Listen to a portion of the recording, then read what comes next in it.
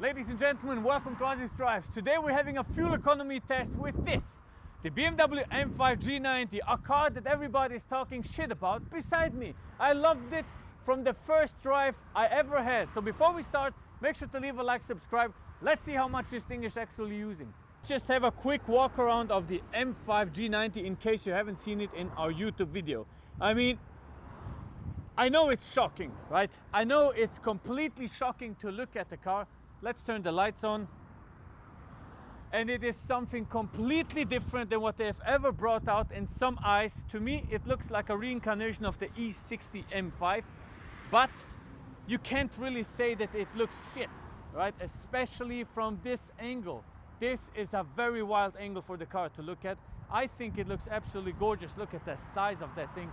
5 meters and 20, and then in the rear end I think they did everything perfect with the rear end. Come on, massive rear end, arches left and right, the reflection vertical, very nice. I think it really looks cool. And then of course the fed exhaust pipe.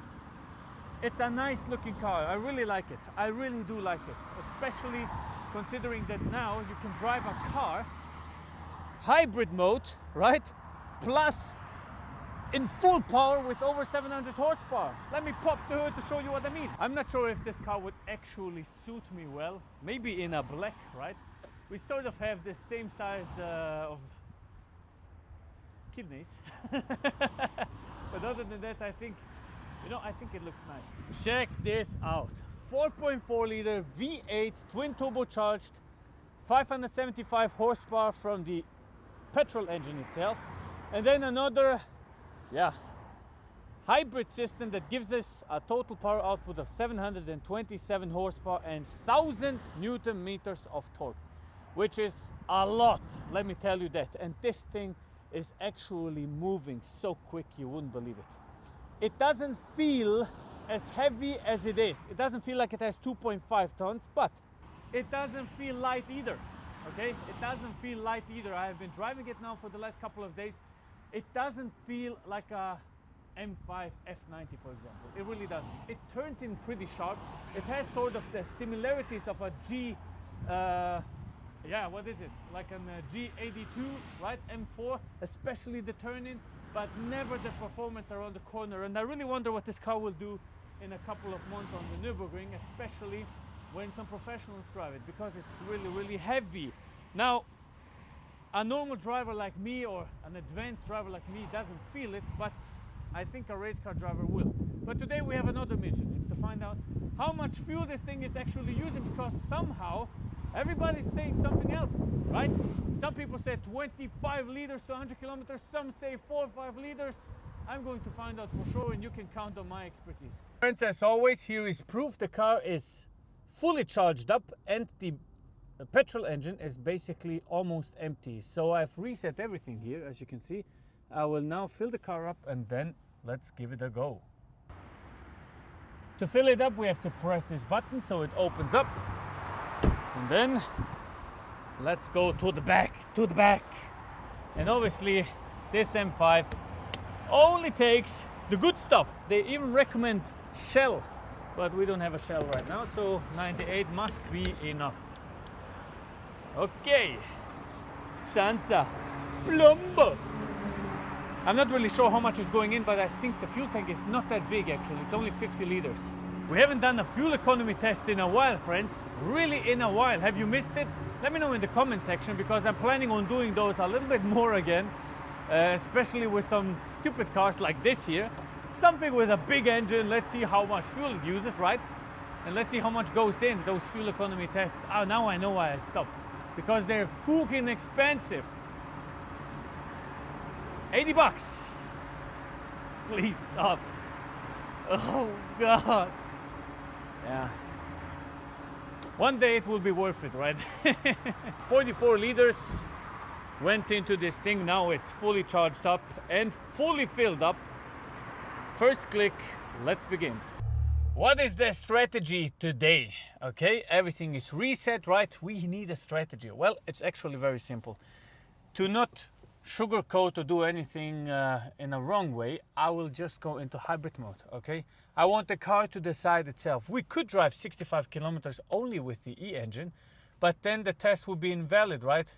So we're driving in hybrid mode. Let's see how much it can extend it. It says now 500 kilometers almost on the left side with the petrol engine and 64 kilometers on the right side. I really wonder how much this thing is using because nobody seems to have the answer. How can we save fuel, you may ask yourself? Well, don't go full throttle. Just let it accelerate gently and let it shift as fast as possible. We're now driving with the electric engine, so I think we're good to go. We're good to go.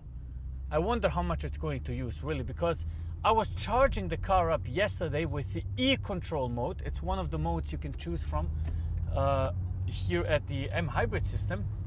And e-control mode is basically using the petrol engine to charge the batteries up. And it used like 17 liters to 100 kilometers. I kid you not. I was driving maybe 250 kilometers and the full tank went.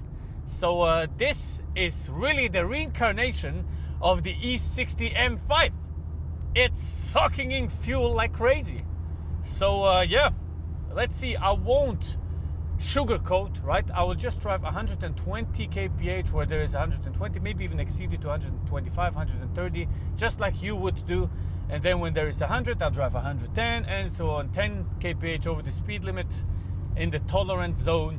So we have a clear and right fuel economy test, basically. Okay, let's meet each other a little bit later. All right, another traffic jam. We have been driving for 20 kilometers now, and the clock says 20.5 kilowatt hours used to 100 kilometers. The car has 18.6 kilowatt hours of battery capacity. It's 6 degrees outside, so I think, yeah, that should give us like 80 kilometers with the battery itself. And the petrol engine has used 0.8 liters to 100 kilometers. Looks like we have been driving the last 25 kilometers fully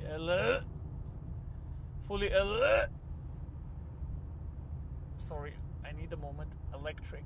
I haven't eaten anything because it's Ramadan, but I still feel like vomiting. Okay, that's what the electric side of this car makes me feel like. But it's still an M5, a Man 5. So let's see how much it will actually use. Quick update.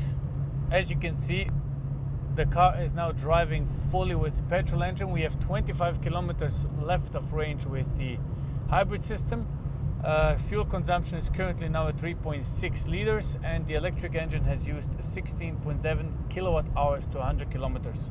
So I don't know what to think of this, to be honest. I'm not really sure what that means, especially when we exceed 100 kilometers of drive, because 25 kilometers left. I think after that it will start to rise up terribly.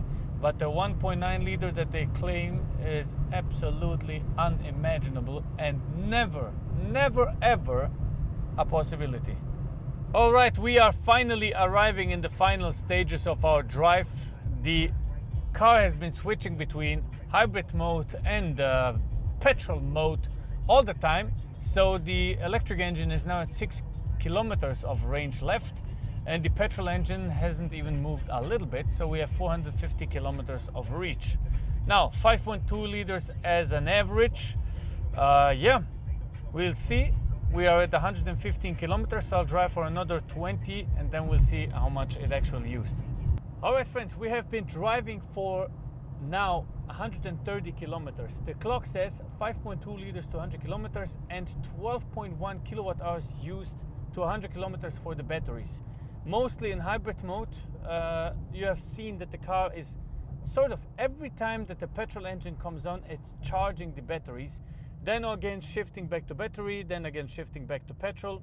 So it's really working well. It's a nice thing to do. I noticed uphill it even shifted down while it was driving in electric mode, so it's easier to go uphill. That's a cool thing. And I think you're looking at around, if you're driving 200-300 kilometers, okay, or let's say you drain a full tank, with the batteries and everything, you're looking at around 8 liters square, I think, as an average. To 200 kilometers, you're somewhere around 5 to 6 liters to 100 kilometers. But we'll see for sure. It's going to be around 140 kilometers, and I'm curious, I'm really curious, but the result is not that bad. At this point, please make sure to leave a like and subscribe. It really helps with growth. It helps up with getting those beautiful cars and also some crazy stuff that we're going to do in the future. So I would really appreciate if you subscribe. And right now we are about to arrive at the petrol station. Okay, according to my calculations, the car should have used 6.6 liters to 100 kilometers because we have been driving 131 at an average of 5.1 liters. So okay, 5.85. 5.85 liters to 131 kilometers combined with the electric engine, which is very, very good. That is a very good price. Now, we have to talk about something else. Here is something else we need to calculate. It's 11 bucks for filling the car up fully, and then an additional 9.30 bucks for charging the electric engine. So I've been calculating this with 0.5 Swiss francs in Switzerland as the average kilowatt hour cost, right? So that means it has used around 20 bucks. So let's calculate one more time quickly. A little bit more complicated. Yeah, so the thing is this. I filled the car up for around 11 bucks, okay? 9 bucks additional to get it fully charged. So we're looking at 20 bucks. We've been driving for 131 kilometers, which means that we would have been driving this car 100 kilometers as an average 8 to 8.1 liters, which is very good for a car that has 2.5 tons and 727 horsepower. Now, is this the best result I have? No, because I have been driving a Bentley at 7 liters. I have been driving other cars, McLarens, Ferraris, and so on at a similar range. So you could have just saved yourself the trouble with the batteries and, yeah, did it like before, right? 4.4 liter engine. It would have used 9 to 10 liters anyway. Obviously, I can't leave you without giving it one little good pull, right? So, yeah, let's do that. Yep, already exceeding the speed limit by too much. It's a freaking rocket, in all honesty. The throttle response, the way it just goes, especially when you're rolling and then accelerating. It's literally flying. It's that fast. What a machine it is. With that said, friends, thank you very much for watching. God bless you and see you on the next one. Goodbye.